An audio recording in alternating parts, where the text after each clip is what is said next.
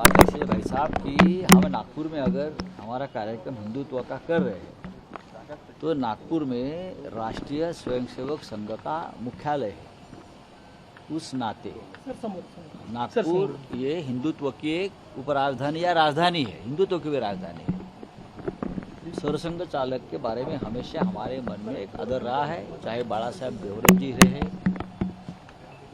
चाहे उनके बाद उनके पहले वाले सभी के साथ थोड़े बहुत मतभेद होते हैं, लेकिन परम पूज्य हमेशा रहे हैं।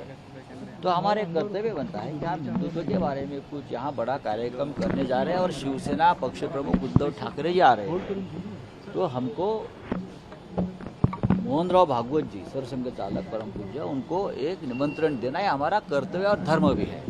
कल जयंत पाटिल और जितेंद्र आव्हाड एकनाथ शिंदे से फिर से मिले, 3 दिन में ये दूसरी मुलाकात है क्या? देखो अभी कल ये लोग जिसका आपने नाम लिया और रामदास आठवले जी को मिलेंगे तो आप क्या कहेंगे? वो आठवले जी के पार्टी में जाएंगे। इस महाराष्ट्र में और देश में इतने पॉलिटिकल पार्टियां कोई ना कोई किसी से मिलते जुलते रहते हैं ना।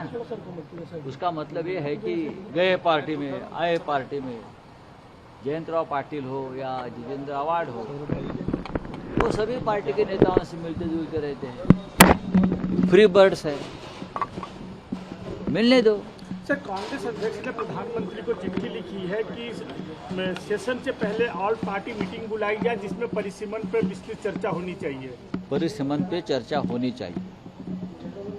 खड़गे साहब ने जो प्रधानमंत्री जी को पत्र लिखा है, अगर आप पढ़े तो उसमें क्लियर लिखा है कि ये जो मुद्दा है ये देश के लिए, देश के एकता के लिए बहुत महत्वपूर्ण है। उसके ऊपर सभी पार्टियों के साथ सलाह मशवरा होना चाहिए और हम उससे सहमत हैं। सोनम वांगचुक आज 25,000 करोड़ का लोकार्पण करने वाले हैं। सोनम वांगचुक के आंदोलन का 20वां दिवस है। डॉक्टर ने कहा कि ऑर्गन फेलियर भी हो सकते हैं और ऐसी भी जानकारी कि उद्धव ठाकरे जी भी उनके साथ मिलेंगे। और हाईकोर्ट ने भी दिशा निर्देश दिया कि हर व्यक्ति की जान सुरक्षित होनी चाहिए। तो कर लीजिए, हाईकोर्ट को बोलिए आप जाइए और प्रधानमंत्री को निर्देश दीजिए और ये भी निर्देश दीजिए नीट पेपर लीक में जिस मंत्री की जिम्मेदारी है उनका इस्तीफा लेकर ये अनशन छुड़वा दीजिए। हाईकोर्ट और सुप्रीम कोर्ट की बात अगर हमारी सरकार मान ली थी तो देश का पूरा चरित्र बदल जाता। अब दूसरी बात है, 20 दिन हो रहे हैं सोनम वांगचुक जी के अनशन को। वहाँ और एक लड़की बैठी है जिसका नाम है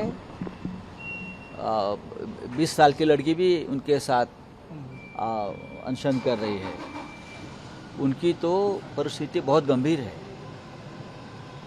ऑर्गन फेल्योर की बात अगर आप करते हो तो कोई या ये रिपोर्ट प्रधानमंत्री तक नहीं जा रही है क्या? ये रिपोर्ट गृह मंत्री तक नहीं जा रही है क्या? ये रिपोर्ट राष्ट्रपति द्रौपदी मुर्मू के पास नहीं जा रही है?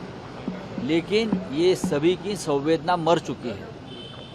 ये सभी लोग सत्ता में बैठे हैं। क्या मोदी कैबिनेट में एक भी मर्द ऐसा कोई मंत्री नहीं है? मोदी के कैबिनेट में कोई ऐसा एक मर्द मंत्री नहीं है जो मोदी के सामने कहे कि जो आप कर रहे हो गलत है और सोनम वांगचुक की जान बचाना ये देश का कर्तव्य है। ये कहने वाला एक मर्द मंत्री अगर पैदा नहीं हुआ है तो भारतीय जनता पार्टी जो है, ना उसे मैं राष्ट्रभक्त कहूँगा, ना उनको मैं शूर कहूँगा।